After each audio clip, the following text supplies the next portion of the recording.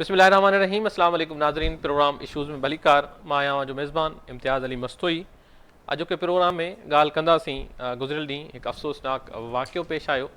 सचल ॻोठ वारे इलाइक़े मां घर जे दर तां हथियारबंदनि नौजवान खां गाॾी फुर कई ऐं उन सां गॾोगॾु नौजवान खे गाॾी में विहारे उतां खणी विया। संदसि पीउ घर ॿाहिरां निकितो उन्हनि तरफ़ां ऐं गॾु ॿिया जेके पाड़ेसरी हुआ उन्हनि गॾिजी जवाबदारनि जो पीछो कयो त हाईवे वटि जवाबदारनि जेको आहे नौजवान अदनान मक्सी खे गोलियूं हणी गाॾी में उछलायो ऐं उनखां पोइ उतां फ़रार थी विया। कुझु देरि खां पोइ कुझु कलाकनि खां पोइ जामशोरो वेझो पुलिस मुक़ाबिलो थियो जिते 4 जवाबदार जेके नौजवान खे अगवा करे क़तल करण में मुलविस हुआ उहे मारिजी विया। इन समूरे मामले ते ॻाल्हि ॿोल कंदासीं। असां सां गॾु अॼोके प्रोग्राम में शामिलु हूंदा रियाज़ खिमचो साहब जेके नौजवान अदनान मक्सी जा पाड़ेसरी आहिनि, समाजी अॻवान आहिनि। उन सां गॾोगॾु असांजा सीनियर रिपोर्टर आहिनि जामशोरो मां अज़ीम बारो जो, उन्हनि असांखे वीडियो लिंक ते जॉइन कयो आहे। उन सां गॾोगॾु हीअ कार्रवाई कीअं थी, जवाबदार कीअं मारिया विया ऐं पुलिस जी कहिड़ी हिकमत अमली हुई उन ते ॻाल्हाईंदासीं। SSP जामशोरो ज़फ़र सिद्दीक़ छांगा उहे असांखे जेको आहे कॉल ते जॉइन कंदा। ऐं हिन वक़्तु पूरे सिंध में केतिरा गैंग्स आहिनि जेके कारूं खसण ऐं इन्हनि क़िस्म जे कार्रवाइनि में मुलविस आहिनि ऐं हीउ जेको गैंग आहे जेको ख़तमु कयो वियो जंहिंजा 4 जवाबदार जेके ॿुधाया पिया वञनि तमामु घणा ख़तरनाक हुया, इन्हनि जो तालुक़ु कहिड़ी गैंग सां हुयो, इन हवाले सां ॻाल्हि ॿोल कंदासीं। SSP AVLC अमजद शेख उहे बि असांखे प्रोग्राम में जॉइन कंदा। ॻाल्हि ॿोल जी शुरूआति कंदासीं। नौजवान अदनान मक्सी जा जेके पाड़ेसरी आहिनि रियाज़ खिमचो साहब उहे तॾे ते बि मौजूदु हुया, नमाज़ जनाज़े में मौजूदु हुया। उन्हनि खां हीउ हवालु पुछूं था थी वाक़ियो कीअं थियो। रियाज़ साहब वॾी महिरबानी वक़्तु ॾिनो। ॿुधाइजो तव्हां गुज़िरियल ॾींहं खां जॾहिं खां हीअ फुर जी वारदात थी, जॾहिं नौजवान खे घर ॿाहिरां फुर दौरान अगवा बि कयो वियो, त छा वारसनि पारां ॿुधायो वियो आहे हीउ वाक़ियो वाक़ई फुर जो ई हुयो या जेके ॻाल्हियूं हलनि थियूं त हीअ ज़ाती दुश्मनी बि थी सघे थी या ॿियो को मामिलो बि थी सघे थो, इन हवाले सां तव्हां वटि कहिड़ी ॼाण आहे? असल में मसलो ईअं थियो त छोकिरो गाॾी कढी ॿाहिरि वियो हो ऐं ही गाॾी खे ॾिसी करे ही वॾियूं गाॾियूं जेको आहे सो वॾी गैंग आहे जेके रीवो GR ऐं फॉर्चूनर वग़ैरह गाॾियूं छीनींदा हुया ऐं ही वॾो हिकिड़ो गैंग तमामु घणे अरसे खां वठी हैदराबाद कराची इलाइक़े हितां हफ़्ते में अची 2-3 गाॾियूं फुर करे ऐं ही निकिरी वेंदा हुआ। हिननि गाॾी जीअं नई ॾिठी छोकिरे जे कढ लॻा ऐं जॾहिं छोकिरो पंहिंजे दरवाज़े ते पहुतो आहे, गाॾी दरवाज़े ते लाड़ी ताईं, उते CCTV में जेको ॾिठोसीं त उते लहण सां दरवाज़ो खोले पियो त हिननि गाॾी पोयां घुमाए बीहारे करे वञी छोकिरे खे अंदरि ई गाॾी में काबू करे गाॾी काहे ऐं निकिता आहिनि। उन निकिरण खां पोइ हुनजो पीउ जेको आहे सो अकबर उहो भॻो आहे, पोयां हिकिड़ी बाइक ते चढ़ियो आहे। बाइक चढ़ण खां पोइ हिन जो पुटु जेको हिन वक़्तु जेको ज़ख़्मी आहे अस्पताल में आहे, कार काहे पहुतो आहे। जी जी जी जी रियाज़ साहब, कार काहे पहुचण खां पोइ जेको आहे सो ॿई पीउ पुट ते पहुता आहिनि। जीअं हाईवे ते चढ़िया आहिनि त GR अॻिते निकिरी वई, करोला कार खे हिननि हिट कयो आहे, उहा दीवार सां परते रोड ते लॻी आहे गाॾी। उन माण्हू उहो हिकिड़ो हलाए पियो, उन GR वारनि खे जेको आहे सो फोन कई त हू हिकदमि मोटी आया ऐं मोटी अचण खां पोइ हिन वटि बि अकबर वटि पिस्तल हो पर उहो उन वक़्तु इतफ़ाक़िया कोन हलियो। हुननि फायरिंग करे पंहिंजे हमराह खे खणी विया ऐं अकबर जे पुट खे जेको आहे सो ज़ख़्मी कयऊं, जेको अकबर खणी अस्पताल हलियो वियो। पोयां हुननि नौजवान खे गोली हणी उछलाए ऐं पोइ अॻिते हलिया विया। उन वञण खां पोइ ई जामशोरे में हिकिड़ा दबंग असांजा SHO आहिनि जिन कार्रवाई कई, नेक खोसो साहब ऐं वहीद शेख साहब उहे पहुता आहिनि। उन्हनि पोइ कलाक 2 जी वेड़ खां पोइ हिननि दहशतगर्दनि खे किफ़िर किरदार ते पहुचायो आहे। अच्छा रियाज़ साहब, तव्हां वारसनि सां गॾु मौजूदु आहियो। वारिस हिन पुलिस जी कार्रवाई मां केतिरे हद ताईं मुतमइन आहिनि? छा वारसनि इन ॻाल्हि जो उन्हनि खे यकीन आहे त हीअ जेके जवाबदार मारिया विया आहिनि उहे साॻिया ई आहिनि? वारिस पुलिस जी कारकर्दगी मां काविश मां केतिरा ख़ुशि आहिनि? असल में इम्तियाज़ साईं बिल्कुलु मालिक जेको आहे सो 100% न 120% मुतमिन आहिनि ऐं हुन सां ॻाल्हि ॿोल थी। हुनजे बिल्कुलु मूं हुनखे तस्वीरूं ॾेखारियूं त ॾिसो ही हक़ी माण्हू आहिनि या पुलिस पंहिंजे तरफ़ां पार बि लाहींदी आहे, त मालिक जेको आहे सो तस्दीक कई त इहे माण्हू आहिनि ऐं मालिक जीअं उतां निकिता आहिनि। मुंहिंजो घर वेझो आहे, मुंहिंजो अकबर दोस्त बि आहे, छोकिरा मुंहिंजा भाइटिया आहिनि। मां तक़रीबन 3-4 मिंटनि खां पोइ उते हुनजे दरवाज़े ते पहुतो आहियां ऐं मूं लाइव हलायो आहे इहा हला गुला मची वई सदन ताईं रिपोर्ट पहुती आहे ऐं इन ते कार्रवाई थी आहे। बिल्कुलु हक़ी मुजरिम उहो आहिनि।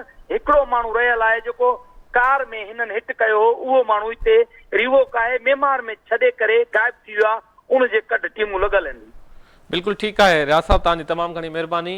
ही असांजा बि पाड़ेसरी आहिनि ऐं तमामु सुठे घराणे सां हुननि जो तालुक़ु आहे। मक़तूल अदनान मक्सी उनजो वालिद हुजे, पर अफ़सोसनाक वाक़ियो जंहिंमें जवाबदार बि मारिजी आहे। रियाज़ किमचो साहब जन पूरी तफ़सील ॿुधाई। रियाज़ साहब तव्हांजी तमामु घणी महिरबानी। अज़ीम, तव्हां ॾे ईंदुसि, हीउ जेको मुक़ाबिलो थियो कहिड़े तरीक़े सां थियो, पुलिस जी हिकमत अमली छा हुई, पुलिस किथे बीठल हुई ऐं जेके तस्वीरूं या जेके वीडियोज़ या जेके शयूं तव्हां रिपोर्ट कयूं आहिनि गुज़िरियल ॾींहं खां वठी, ॾिठो इहो पियो वञे त हीउ जेको मुक़ाबिलो थियो आहे उहो हेठि आहे, रोड खां कचे वारो इलाइक़ो नज़र अचे थो, जंहिंमें झाड़ियूं बि आहिनि, ॿूटा बि नज़र अचनि था, त हीउ हेठि जवाबदार कीअं लथा आहिनि, मुक़ाबिलो कीअं थियो आहे? साईं, अहम इशूअ ते जेको आहे KTN न्यूज़ हमेशह सिंध जे मज़लूम माण्हुनि सां थींदड़ ज़ुल्म जे ख़िलाफ़ भरपूर आवाज़ उथारियो आहे।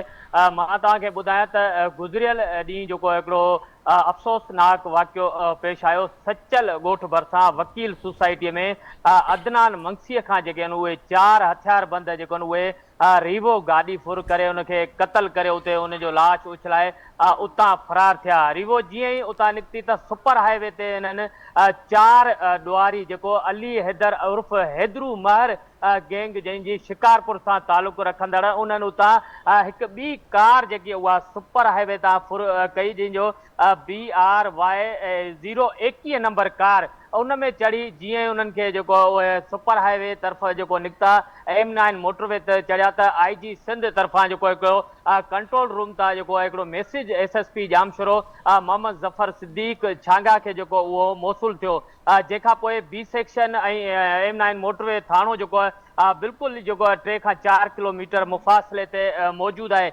SHO जेको B सेक्शन सजाद अली जमाली खे ऐं SSP जामशुरो ख़ुदि उहे फौरी तौर जेको M9 मोटरवे ते जीअं ई पहुता त M9 मोटरवे जो जेको मेन टूल प्लाज़ा आहे उनखे थोरे ई मुफ़ासिले ते 4 ॾुआरी जेके कार में सुवार हुआ, जेके सुपर हाईवे कराचीअ मां जेको उहा कार फुरजी कया। जीअं ई पुलिस खे उन्हनि ॾिठो त ॾुआरीनि जेको उहो फायरिंग करे उन्हनि M9 मोटरवे ते कार छॾे टूल प्लाज़ा खां तक़रीबन 3 किलोमीटर अंदरि जेको ॻोठ इसाक खोसो आहे उन खां बि हेठि क्रैश प्लांट उते वञी पहुता त ॻोठाणनि जेको आहे उन्हनि जी बि पुलिस सां गॾिजी मदद सां चारो तरफ़ घेरो कयो। उन खां पोइ फौरी तौर DIG हैदराबाद तारिक रज़ाक धारे जो जेको आहे उहो SSP हैदराबाद अदील अहमद चांडियो खे हुकुम ॾिनो, जंहिंखां पोइ SHO A सेक्शन लतीफ़ाबाद नेक मोहम्मद खोसो, उन खां अलावा फारूक राहपोटो, उहो समूरा पुलिस एहलकारनि जेको उन्हनि घेरो कयो ॾुआरियुनि ते, जेखां पोइ ॾुआरियुनि मज़ाहमत कई 3 उन्हनि ते TT पिस्टल हुआ, उन खां अलावा हिकिड़ी राइफल। तक़रीबन 1 कलाक उन्हनि सां मुक़ाबिलो जेको उहो जारी रहियो। तक़रीबन टूल खां 3 किलोमीटर हेठि जेको पहाड़ी वारो इलाइक़ो उन्हनि सां ॻोठ इसाक खोसे जे रवासिन बि जेको पुलिस सां मदद कई, उनजो घेरो कयो, जंहिंखां पोइ उहे मुक़ाबिलो जेको कलाक हिकु हलियो। उन खां पोइ DIG बि पहुतो, SSP पहुतो, उन में 4 जेके ॾुआरी जेके हक़ी जेके हिन में अदनान मंगसी जे क़तल केस में जेके मुलवस हुआ उहे मारिजी विया। हिन वक़्तु जेके 4 ॾुआरियुनि जी जेकी उहा सुञाणप थी आहे जेकी आहे ही उमर शेख जेको ॾुआरी हिन गैंग जो सरबराह हो, कुझु महीना अॻु हैदराबाद में जेको पुलिस हथां मुक़ाबले में मारिजी वियो, जंहिंखां पोइ हिन गैंग जो सरबराह जेको अली हैदर उर्फ़ हैदरू महर खे जेको उहो सरबराह मुक़ररु कयो, जंहिंमें 4 ॼणा जेके आहिनि उहे हिन गैंग में मुलवस आहे, जंहिंमें रहीम यार ख़ान जेको पंजाब सां तालुक़ु रखंदड़, अब्दुर रहमान उर्फ़ पंजाबी पिताफ़ी ऐं संदसि भाणीज नोमान पिताफ़ी, उन खां अलावा मेहताब उर्फ़ अब्दुल रसूलो महर, इहे जेके आहिनि 2 शिकारपुर ऐं 2 रहीम यार ख़ान। इहे तक़रीबन कुझु सालनि खां जेको आहिनि सिंध जे मुख़्तलिफ़ शहरनि में ॾोही वारदातियूं कंदा हुआ, जंहिंखां पोइ हैदरू महर जेको उहो कोयटा में डीलिंग कंदो रीवो ऐं फॉर्चूनर जेके वॾियूं वॾियूं गाॾियूं हूंदियूं सिंध जे मुख़्तलिफ़ शहरनि कराची थी वियो, सखर, हैदराबाद मां उहे फुर करे जेको उहो कोयटा में जेको उहो विकिरो कंदो, उहो डील जेको उहो डायरेक्ट जेको हैदरू महर जेको उहो कंदो। उन खां पोइ हिन वक़्तु जेको हिन गैंग जो जेको सरबराह आहे उहो ॿुधायो पियो वञे त सजाद शर जेको आहे उहो हिन वक़्तु कराची जे मुख़्तलिफ़ इलाइक़नि में ॾोही वारदातूं जेके आहिनि उहे करे रहियो आहे। असां जीअं ई असांखे इतला मिलो त असां बर वक़्तु उन जॻह ते मौजूदु हुआसीं। मुख़्तलिफ़ ज़िलनि जी जेके उहा पुलिस बि मौजूदु हो। ॾोहारी जेके आहिनि उहे चारई जेके आहिनि उहे हिन वक़्तु पुलिस तरफ़ां इहा दावा कई पई वञे त सिंध जे सिंध ऐं पंजाब जे मुख़्तलिफ़ इलाइक़नि में 100 खां मथे जेके आहिनि उहे ॾोही वारदातनि ऐं पुलिस जे क़त्ल में बि जेके आहिनि इहे मुलवस आहिनि। हिननि ॾोहारी जेकी गैंग आहे उहा फॉर्चूनर, उन खां अलावा रीवो गाॾियूं जेके आहिनि उहे ऐं गारंटियूं जेकी गाॾियूं आहिनि उहे फुर कंदा आहिनि। उन खां अलावा मुख़्तलिफ़ वॾा जेके ॾोह कंदा आहिनि उन्हनि में ही मुलवस रहिया आहिनि। ॾोहारी कराचीअ में कीअं पहुता, कराची में कंहिं वटि तरसिया, उहो हाणे सिंध पुलिस खे बिल्कुल ठीक है अजीम। इन हवाले से इन्वेस्टिगेशन हले पई। इन वक्त SSP जामशोरो ज़फ़र सिद्दीक़ चांगा साहब असा के टेलीफोन लाइन पे ज्वाइन किया है। बहुत शुक्रिया ज़फ़र सिद्दीक़ चांगा साहब, आपने वक्त दिया। आपसे जानना ये चाहूँगा कि बहुत अफसोसनाक वाक़या जो कराची के सचल थाने की हदूद में पेश आया। नौजवान अदनान मक्सी को मुल्ज़मान ने कत्ल किया और वो फरार हुए। जैसे ही वो M9 पे चढ़े हैदराबाद की तरफ रवाना हुए तो आपके पास भी मैसेजेस पहुंचे, पुलिस के साथ आपकी कोऑर्डिनेशन भी थी, आप अपनी टीम के हमरा वहां मौजूद थे। किस तरह से ये कार्रवाई अमल में लाई गई है, किस तरह से इन मुल्ज़मान के साथ आपका मुकाबला हुआ है, इस हवाले से नाज़रीन को बताइएगा। थैंक यू जी। बिस्मिल्लाहिर्रहमानिर्रहीम। जैसा कि आपको इल्म है कि कल सच्चल की हदूद में एक car vehicle Revo black colour की स्नैच हुई थी और उस स्नैचिंग के बाद उन्होंने जो मुगवी बनाया एक नौजवान अदनान मक्सी को, उसको मर्डर करके सड़क पे फेंक दिया और उसके बाद साइड सुपर हाईवे पे उसी गैंग ने एक और वाइट कलर की करोला गाड़ी को स्नैच किया और जामशोर की तरफ रवाना हुए। जैसे ये वाकया हुआ तो हमें S4 की तरफ से अलर्ट भी जनरेट हुआ और DIG हैदराबाद सर तारिक रज़ाक जारेजो ने उसी वक्त हमें डायरेक्ट किया कि आप नाकाबंदी करें। मैंने SHO जामशोरो जो सजाद जमाली और हैदराबाद के SSP साहब ने अपनी टीम जिसमें SHO नेक मोहम्मद खोसो है उनको वहां पे तैनात किया। जैसे ये पुलिस ये जो गैंग है अपनी वाइट कलर की करोला जिसकी निशानदेही हो चुकी थी और अलर्ट जनरेट हो चुका था, जैसे ही हमारे टोल प्लाजा के करीब पहुंचे तो पुलिस ने रोकने की कोशिश की और पुलिस की भारी नफरी को देख के उन्होंने रुकने की बजाय गाड़ी रोक के पुलिस पे फायरिंग करते हुए गाड़ी छोड़ के भागना शुरू कर दिया कच्चे की तरफ, जबल की तरफ। वहां पे राइट साइड पे एक गांव है इसहाक खोसो गांव, उसकी तरफ बढ़े तो पुलिस ने चारों बड़ी हिकमत अमली से वहां पे मौजूद दोनों SHO साहिबा ने हिकमत अमली से घेरे में लिया और दो तरफा फायरिंग के नतीजे में 4 इंतहाई मतलूब गैंग के मेंबर्स जो कि कार स्नैचिंग, हाउस डकैतीज, मर्डर और kidnapping for ransom, even police की को शहीद करने में इन्वॉल्व जो गैंग के मेंबर्स हैं और उसका जो लीडर है हैदरू मार, उसको हलाक किया, जहन्नुम हासिल किया। और इनमें जो 4 मुल्ज़मान हैं मैं बताना चाहूंगा कि वो पूरे सिंध भर में 100 से ज्यादा केसेस में ये इन्वॉल्व हैं, ना सिर्फ सिंध में बल्कि पंजाब में भी इनमें इनके गैंग मेंबर्स की FIRs हैं और ये मतलूब थे। और इनको अल्हम्दुलिल्लाह सिंध पुलिस ने बड़ी जवाबमर्दी के साथ अपने फराइज को सरअंजाम दिया। अच्छा ज़फ़र साहब, इनसे क्या क्या चीज़ें बरामद हुई हैं? बहुत एक अच्छी कारकर्दगी है जिसको ना सिर्फ IG सिंध ने, होम मिनिस्टर ने और जो मकतूल के वर्सा हैं, क्योंकि ये मेरे पड़ोसी हैं तो मैं उनको जानता भी हूँ, तो अभी थोड़ी देर पहले मैं उनके पास मौजूद था, तो वो अप्रिशिएट कर रहे हैं पुलिस की इस कार्रवाई को। जानना ये चाहूँगा कि मुल्ज़मान के कब्जे से क्या क्या चीज़ें बरामद हुई हैं और ये जो मुल्ज़मान हैं ये क्या हैदराबाद जामशोरो की हदूद में भी पहले वारदातें कर चुके हैं? जी, इसमें जो side super highway district east Karachi की हदूद में एक वाइट कलर की जो करोला स्नैच हुई थी उसको हमने रिकवर किया है और इसके अलावा एक राइफल थी और 3 पिस्टल थे। और इसमें मैं मेंशन करना चाहूंगा कि इन मुल्ज़मान की जो कार्रवाई का तरीकाकार ये था कि पुलिस की कैप्स पहन के ये नाकाबंदी करते थे, जिससे तासुर मिलता कि पुलिस ने कोई स्नैप चेकिंग की हुई है और उसके बाद ये गाड़ियां स्नैच करते थे, डकैतियां करते थे। ओके, तो इनका कोई क्रिमिनल रिकॉर्ड जिस तरह से मिला है तो वो ये सिंध के डिफरेंट जिलों में, इवन पंजाब के बहुत से जिलों में ये FIR में नॉमिनेटेड है और मतलूब है और हैदराबाद में 8 से 9 स्नैचिंग की वारदातों में ये इन्वॉल्व नहीं है। और इनका एक गैंग मेंबर, जैसे कि DIG हैदराबाद ने कल ब्रीफिंग में बताया भी कि हैदराबाद की पुलिस ने कुछ अर्सा पहले इनका एक और गैंग मेंबर के साथ मुकाबला हुआ था और उसको हलाक किया था, उमर शेख को। अच्छा जफर साहब, आपकी कल भी मैंने बात सुनी थी, जो आप जो है मुख्तलिफ मीडिया चैनल से बात कर रहे थे, तो क्या ये गैंग इन्हीं 4 अफराद पे मुनसर है या इसके अलावा भी गैंग के जो दीगर मेंबरान हैं? क्योंकि वर्सा के मुताबिक एक और शख्स जिसने मकतूल अदनान के भाई अनीस पर फायरिंग की है, वो अभी मारा नहीं गया, वो कहीं फरार हो गया है, या हो सकता है वो इन मुलजमान के साथ नहीं था, किसी दूसरी गाड़ी में था या किसी और तरफ निकल गया है। तो पुलिस के पास क्या इन्फॉर्मेशन है कि ये कितना बड़ा गिरोह है, या टोटल ये 4 लोग थे जो मारे गए? देखिए, इनिशियली जो हमें इन्फॉर्मेशन मिली, हमने इनको जब इनका ये वाकया हुआ है उसके बाद हमने इनकी आइडेंटिफिकेशन करवाई, इनका पोस्टमार्टम करवाया है, जो भी लीगल और कॉर्डल फॉर्मेलिटीज हमने फुलफिल की हैं। अभी हमारी टीम इस पे काम कर रही है कि मजीद इन गैंग में कौन कौन से लोग शामिल थे उनको भी आइडेंटिफाई करेंगे, और जो जो इन्होंने माली और जानी नुकसान किया है उसकी रिकवरी भी करवाएंगे, और उसका पूरा तैनात करके हमने कम्प्रीहेंसिव इसकी इन्वेस्टिगेशन करके उसकी रिपोर्ट पेश करेंगे। बहुत शुक्रिया। अच्छे काम पे पुलिस की तारीफ बनती है, तो आप तारीफ के मुस्तहिक हैं, आपको दाद देनी चाहिए। नाज़रीन, एक सुठी कार्रवाई जेको पुलिस जो एक फौरी तौर ते रिएक्शन आयो, जंहिंखां पोइ 4 ॾोहारी जन नौजवान सचल ॻोठवासी नौजवान अदनान मक्सी खे पहिरियां अगवा कयो, ऐं पोइ जॾहिं उनजो वालिद ऐं उनजो भाउ अनीस उन्हनि खे वेझो पहुता, त उन्हनि खां पोइ उन्हनि ते बि फायरिंग कई, जंहिंमें नौजवान अदनान मक्सी जो जेको भाउ आहे अनीस, उहो ज़ख़्मी थियो आहे। हिन वक़्तु उनजो इलाज हिकु निजी अस्पताल में हलंदड़ आहे। ॻाल्हि ॿोल जे सिलसिले खे अॻिते वधाईंदासीं। हिते टाइम थियो आहे हिकिड़े नंढड़े ब्रेक जो, अचूं था ब्रेक खां पोइ। वेलकम बैक नाज़रीन, ॻाल्हि ॿोल जे सिलसिले खे अॻिते वधाईंदासीं। ॻाल्हि कयूं पिया गुज़िरियल ॾींहुं थियल वाक़े जी, जंहिंमें हथियारबंदनि नौजवान खे घर जे दर तां अगवा कयो ऐं उनखां पोइ खेसि क़तल करे सुपर हाईवे ते उछलायो वियो, ऐं जॾहिं नौजवान जो पीउ ऐं उनजो भाउ उन्हनि जो पीछो कंदे उते पहुता, त उन्हनि ते बि फायरिंग की, जंहिंमें नौजवान मक़तूल अदनान मक्सी जो जेको भाउ आहे अनीस मक्सी, उहो ज़ख़्मी आहे कराची जे निजी अस्पताल में।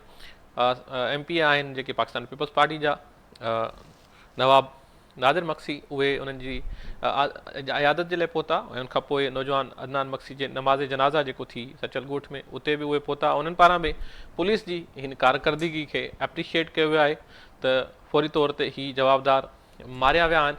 पर जेके वारसनि जी ॻाल्हि ॿोल आहे, जेका मुंहिंजी वारसनि सां मुलाक़ात थी आहे, उन्हनि जो चवणु आहे त हिकु ॿियो जवाबदार जंहिं मक़तूल अदनान मक्सी जे भाउ अनीस मक्सी ते फायरिंग कई, जेके उन्हनि सां जन मुआदो अटकायो पंहिंजे भाउ खे छॾाइण जे लाइ, उहो जेको जवाबदार आहे उहो हिकु जवाबदार इन मारियल जवाबदारनि में न आहे।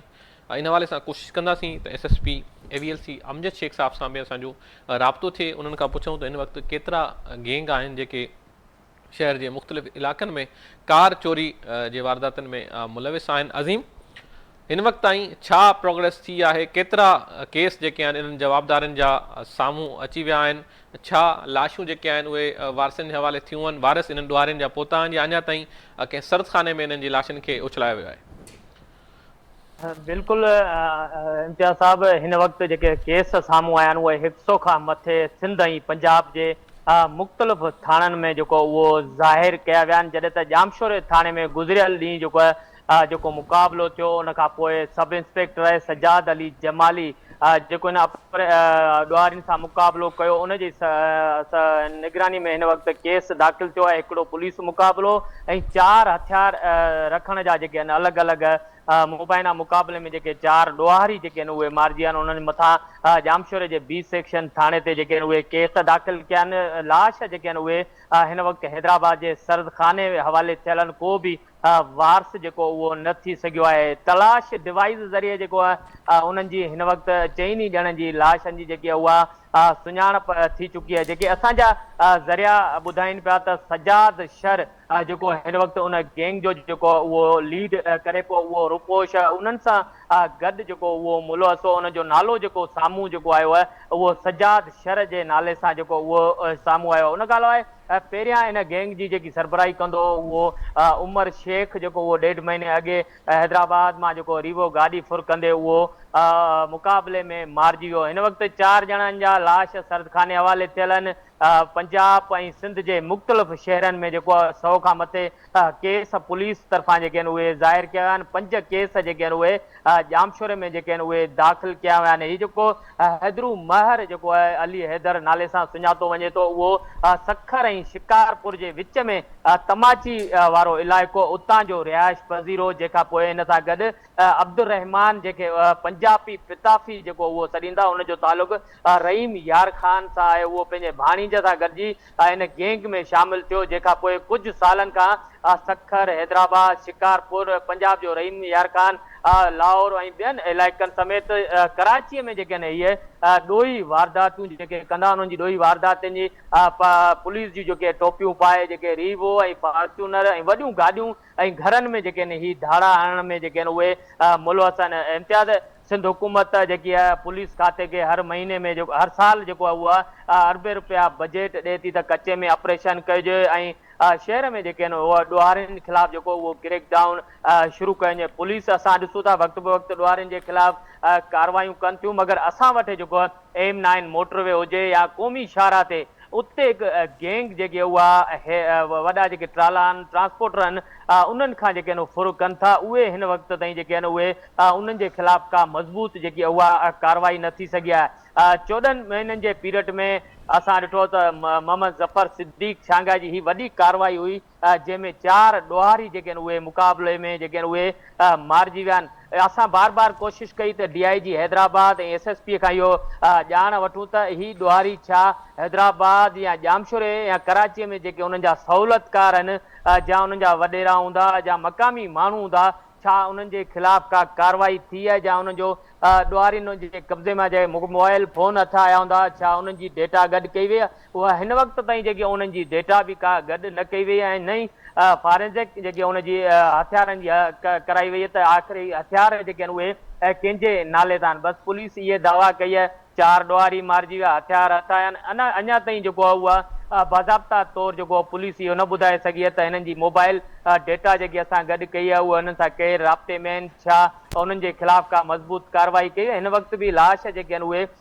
सरद खाने हैदराबाद में पियल आहिनि। पुलिस तरफ़ां मुख़्तलिफ़ थाणनि तां अञा बि रिकॉर्ड जेको क्रिमिनल उहो गॾु करे रही आहे। जी अज़ीम, बिल्कुलु ठीकु आहे। तव्हां जॾहिं स्पॉट ते पहुता त इनिशियल शुरू में ईअं चयो पियो वियो त ही जेके ॾोहारी आहिनि थी सघे थो ॿिया हुजनि। जॾहिं तव्हां पहुता त उते पुलिस मौजूदु हुई या जेके मक़तूल अदनान जा वारिस आहिनि उहे बि उते मौजूदु हुया? इन सवाल जो जवाबु मां तव्हांखां वठंदुसि। हिते टाइम थियो आहे हिकिड़े नंढड़े ब्रेक जो, अचूं था हिकिड़े ब्रेक खां पोइ। वेलकम बैक नाज़रीन, ॻाल्हि कयूं पिया गुज़िरियल ॾींहुं हिकु अफ़सोसनाक वाक़ियो पेश आयो, जंहिंखां पोइ नौजवान अदनान मक्सी खे फुर दौरान जेको आहे गाॾी पहिरियां फुर कई वई ऐं उनखे उतां अगवा बि कयो वियो ऐं हाईवे ते जॾहिं उनजो पीउ ऐं भाउ पहुता त खेसि फायरिंग करे क़तल कयो वियो। जवाबदार जीअं ई हाईवे ते चढ़िया त पुलिस जामशोरो वेझो उन्हनि सां मुक़ाबिलो कयो, 4 जवाबदार मारिजी विया। हिन मामले में कुझु किरदार अहिड़ा आहिनि जंहिंजी प्लानिंग सबबु ही ॾोहारी पकड़िया विया आहिनि। उन्हनि मां हिकु अमजद शेख साहब बि आहे, जन न रुगो AVLC जी टीम उन्हनि जवाबदारनि जे पोयां लॻाई, जंहिं सबबु हू मजबूर थिया त उन्हनि खे M9 जो रस्तो अख़्तियार करणो पियो, न त हू ॿिए कंहिं रस्ते जो इंतिखाब बि करे पई सघिया, छो त पुलिस उन्हनि जे एतिरो वेझो हुई जो उन्हनि खे मजबूरन इहो ई रस्तो जेको आहे अख़्तियार करणो पियो। ऐं अॻिते बि अमजद साहब जी कोऑर्डिनेशन सां जेका पुलिस पार्टी आहे जामशोरो ऐं हैदराबाद जी उहा उते मौजूदु हुई, जंहिंखां पोइ हीउ मुक़ाबिलो थियो ऐं 4 ई ॾोहारी मारिजी विया। वॾी महिरबानी अमजद शेख साहब, तव्हां असांखे टाइम ॾिनो। तव्हां खां ॼाणण इहो चाहींदुसि त हीउ जेको गैंग आहे हीउ केतिरो ख़तरनाक आहे ऐं केतिरा जेके हिन गैंग जा मेंबर आहिनि जेके अॻु बि मारिजी चुका आहिनि, ऐं इन खां अलावा पूरे सिंध में केतिरा गैंग्स आहिनि जेके इन क़िस्म जूं वारदातूं करे रहिया आहिनि? रिसेंटली हिन गैंग ते मां ॻाल्हि कयां, काफ़ी अरसे खां तक़रीबन को साल खां ऑपरेटिव ऐं वीगो ऐं फॉर्चूनर गाॾियुनि जी स्नैचिंग में तमामु घणो एक्टिव हुयो। बेसिकली हिन जो एरिया जेको मलीर जी हद में ईस्ट जी हद में हो, ऐं हिन जो तरीक़ाकार इहो हूंदो त पुलिस जी वर्दियुनि में या पुलिस जी जेका कैब्स में इहे माण्हुनि खे इंटरसेप्ट कंदा, उनखां पोइ उनखे अवर पावर करे ऐं गाॾी जेको आहे काथे पार्क करे उन्हनि जी, ऐं पोइ उनखां पोइ गाॾी खसी हलिया वेंदा। त इन सिलसिले में काफ़ी वक़्त खां इंफॉर्मेशन कलेक्ट कई पई वञे। हिन दफ़े जेको आहे उन शयुनि खे प्रॉपर इंटरसेप्ट कयो, पर उन में हिकिड़ो जानी नुक़सानु थी वियो अनफॉर्चुनेटली। पर उन में बहितर इहा त इहो तक़रीबन गैंग एलिमिनेट थियो आहे ऐं 6 मेंबर्स हुया। 2 अञा ताईं हिन में एब्सकॉन्डिंग आहिनि, जंहिंमें साजिद खड़ोस जेको मेन लीडर आहे उहो शामिल आहे। बाक़ी जेको गैंग आहे तक़रीबन इहो गली यासीन ऐं सखर सां बिलोंग करे पियो, जेको काफ़ी अरसे सां कराची में गाॾियुनि जी स्नैचिंग ऐं चोरीअ में मुलविस हो, जंहिंमें ख़ुशि तौर ते वीगो ऐं फॉर्चूनर हुए। ऐं तव्हांजे ॿिए सवाल जो जवाबु मां ॾींदो रहियां त हिन वक़्तु जेकी जी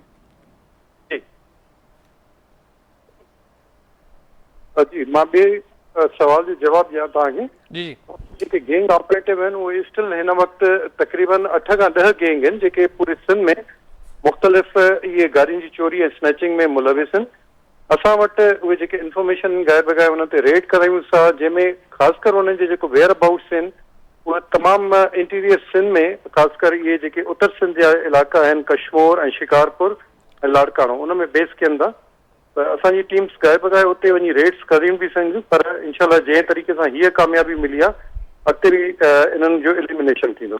अच्छा अहमद साहब, जी। तव्हांजे अचण खां पोइ एवीएलसी में ॾिठो पियो वञे त पुलिस एहलकार या रिटायर्ड या जेके ड्यूटियुनि ते मौजूदु आहिनि उहे बि जेके गाॾियुनि जी चोरी में मुलविस हुया उहे गिरफ़्तार थी रहिया आहिनि, उन्हनि ते केस दाख़िल थी रहिया आहिनि। त पुलिस जा घणा तव्हां वटि इहा इतला आहे या इंफॉर्मेशन आहे त केतिरा पुलिस एहलकार रिटायर्ड या ऑन ड्यूटी आहिनि जेके इन्हनि ॾियारियुनि जा सहूलियतकार आहिनि या इन सां गॾिजी कम बि कनि था? जी बिल्कुलु, इहा हिकिड़ी अनफॉर्चुनेट सिचुएशन आहे त कुझु हाज़िर सर्विस पुलिस एहलकार ऐं कुझु रिटायर्ड इन्हनि में बिज़नेस में शामिल आहिनि, ख़ासि कर उन्हनि जी जेका ट्रांसपोर्टेशन आहे कैरियर में। ऐं कुझु रिसेंटली जेको कल्ह असां बस्ट वियो आहे उन में जेको हाज़िर सर्विस हिकु हेड कांस्टेबल हो जेको मोटरसाइकिल जी चोरी कंदे CCTV कैमराज़ में बि नज़र आयो ऐं उन जे हिसाब सां अरेस्ट करे उनजे ख़िलाफ़ बि पर्चो कयो। कैरियर में रिसेंटली हिकिड़े कुझु CTG जो हुयो उनखे असां इंटरसेप्ट कयोसीं, उन खां गाॾी रिकवर थी। उन खां पोइ जेके इन्हनि जे हिकिड़े मलीर में हुयो डिस्ट्रिक्ट केमाड़ी में उन्हनि जो हिकिड़ो वॾो मुंशी हुयो, उहो इन्हनि शयुनि जी ट्रांसपोर्टेशन ऐं कैरियर में उहो बि इन्वॉल्व हुयो। त उन्हनि जे कानूनी कार्रवाई कई वई आहे, पर्चा दर्ज कया आहिनि, उन्हनि जे नौकरियुनि में जेका डिपार्टमेंटल एक्शन आहे उहो बि इनिशिएट कयो वियो आहे। अच्छा अमजद साहब, तव्हांजी मौजूदगी जो फ़ाइदो खणंदे तव्हां खां पुछणु चाहियूं, तव्हांजे अचण खां पोइ जेके कार्रवायूं कयूं वियूं आहिनि, ख़ासि तौर ते जेके ॾुआरी पुलिस सां मुक़ाबलनि में मारिजी विया आहिनि, ही वॾा ॾुआरी हुया, ख़ासि करे कराची में जेके कार लिफ्टिंग में मुलविस हुया, जंहिंमें लाशारी गैंग जा कुझु माण्हू हुया ऐं ॿिया, उन्हनि जे मारजण खां पोइ या तव्हां जेके कार्रवायूं कयूं आहिनि उन्हनि खां पोइ ख़ासि करे गाॾियुनि जी चोरी ऐं खसजण में केतिरे हद ताईं घटिताई आई आहे? जी अल्हम्दुलिल्लाह, हुन में तमामु हिकिड़ी सब्सटेंशियल चेंज आई आहे, डिक्रीज़ आई आहे। ऐं मां तव्हांखे अगरि पुठे महीने जी फिगर कोट कयां त असांजी जेका कार चोरी हुई उहा 204 हुई जेका अगस्त जे महीने में, उहा हिन महीने में 148 148 उहो रिपोर्ट थी आहे ऐं ग्रेजुअली उहो डिक्रीज़ थी थिए। त तव्हां अंदाज़ो लॻायो त कराची जहिड़ो एॾो वॾो शहर ऐं एतिरी गाॾियुनि में जंहिंमें मिलियन्स जी तादाद में गाॾियूं आहिनि, त वञी कार चोरी 148 ते पहुती आहे। ऐं हिन में जेके रिसेंट एक्टिविटीज़ थी आहिनि उन में असांखे होपफुल आहियूं त इहा अञा फर्दर डिक्रीज़ थींदी। वॾी महिरबानी। अमजद शेख साहब SSP AVLC आहिनि, उन्हनि वक़्तु ॾिनो गुज़िरियल ॾींहुं जेको पुलिस मुक़ाबिलो थियो उन्हनि में बि उन मामले में बि अमजद शेख साहब जो हिकु वॾो किरदारु आहे, छो त जॾहिं ही ॾोहारी हाईवे ते चढ़िया आहिनि त AVLC जी जेके टीमूं हुयूं उन्हनि जवाबदारनि जो पीछो कयो ऐं जंहिंखां पोइ जवाबदार कंहिं बि रस्ते ते लही न सघिया ऐं उन्हनि खे M9 जो रस्तो अख़्तियार करिणो पियो। अज़ीम, तव्हां खां जेको मुंहिंजो सुवालु हुयो त जॾहिं तव्हां मौक़े ते पहुता, छो त सभ खां पहिरियां जेका रिपोर्टिंग टीम पहुती आहे उहा KTN जी हुई, पहिरियां हिकिड़ो ख़दशो ज़ाहिर कयो पियो वियो त जेके नौजवान अदनान मक्सी जा वारिस आहिनि उहे बि उन्हनि जवाबदारनि जे पोयां हुआ। छा वाकई उते वारिस बि हुआ या ही जेन्युइन जेको पुलिस मुक़ाबिलो आहे 100% पुलिस जे जवाननि ई कयो आहे? साईं, जीअं ई असांखे इतला मिलियो त असां फौरी तौर जेको M9 मोटरवे ते टूल प्लाज़ा खां तक़रीबन 3 किलोमीटर अंदरि रस्ता जेके आहिनि इंतहाई ॾुख वारा जेके रस्ता ॾुखोईंदड़ हुआ उहो क्रॉस करे असां उते वञी पहुतासीं त उते जेके आहिनि पुलिस जो जेको उहो जेन्युइन मुक़ाबिलो, उते वारस असांखे केर बि नज़र न आयो।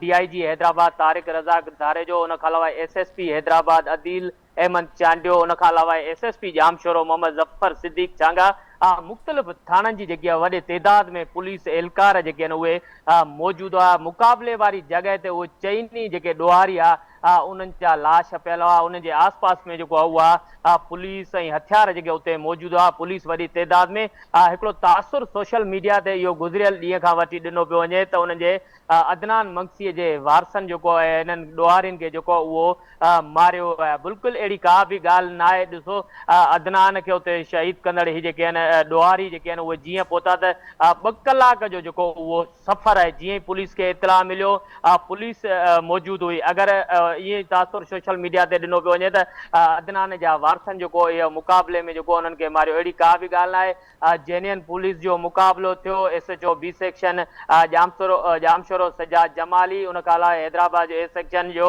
SHO नेक मोहम्मद खोसे जी टीम जेको आहे गॾियल तौरु जेको ॾोहारियुनि सां मुक़ाबलो कयो, जंहिंजे जेको आहे पुलिस जी फायरिंग में ही चारई ॾोहारी जेके आहिनि उहे मारिजी विया। उहो इलाइक़ो अहिड़ो हो जिते ॾोहारी जेके आहिनि उन्हनि खे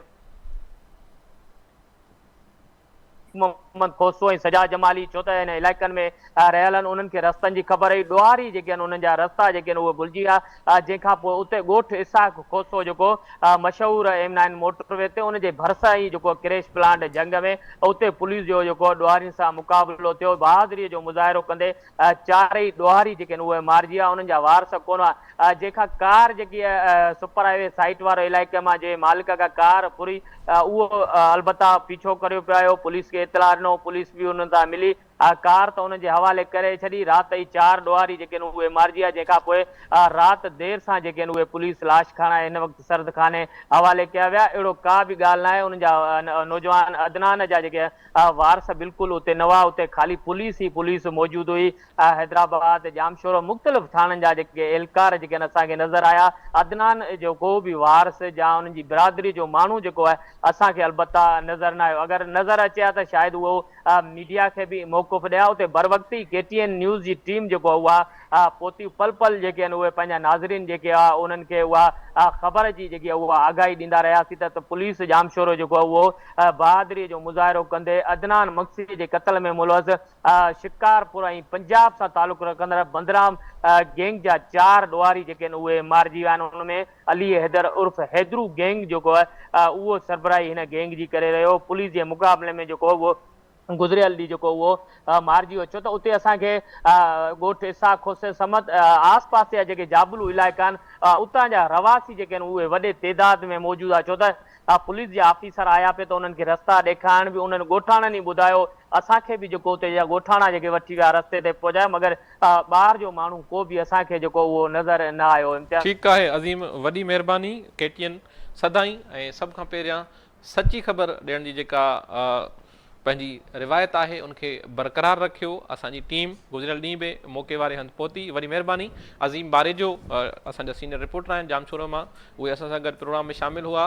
रियाज़ ख़िमटियो जेके नौजवान अदनान मक्सी जा पाड़ेसरी आहिनि, उन्हनि असांखे वक़्तु ॾिनो, ऐं SSP जेके आहिनि जामशोरे जा ज़फ़र सिद्दीक़ छांगा साहब, उन्हनि असांखे वक़्तु ॾिनो, ऐं SSP AVLC अमजद शेख साहब उन्हनि वक़्तु ॾिनो। तव्हां सभिनी महिमाननि जी तमामु घणी महिरबानी। नाज़रीन, ॻाल्हि ॿोल कईसीं थियल अफ़सोसनाक वाक़े जी, जंहिंमें हिकु नौजवान अदनान मक्सी जेको आहे उहो मारिजी वियो ऐं संदसि भाउ अनीस मक्सी हिन वक़्तु बि हिकु निजी अस्पताल में इलाज हेठि आहे। अमजद शेख मूजिबि हिन जेके गैंग आहे ॾोहारी गैंग, हुनजा 2 जेके ख़तरनाक मेंबर आहिनि उहे फ़रार थी विया आहिनि, जंहिंजी ॻोल्हा लाइ कार्रवायूं कयूं पियूं वञनि। पुलिस ऑफिसरनि मूजिबि ही जेको गैंग आहे, जेके चारई ॾोहारी मारिजी विया आहिनि, ही शहर जे मुख़्तलिफ़ इलाइक़नि में पुलिस जूं वर्दियूं या पुलिस कैप पाए माण्हू आम माण्हू खे इहो तासिर ॾींदा हुआ थी का पुलिस ई आहे जेका उन्हनि खां गाॾी खसे पई, पर पुलिस जा कैप पाए ही वारदातूं कंदा हुआ। इन्हनि जे मारिजण सां ख़ासि करे गाॾियूं खसण ऐं गाॾी चोरी थियण जो जेको वारदातूं आहिनि उन्हनि में वाज़े घटिताई नज़र ईंदी। अॼोके प्रोग्राम में एतिरो ई। ॾींदा इजाज़त। अला भाई।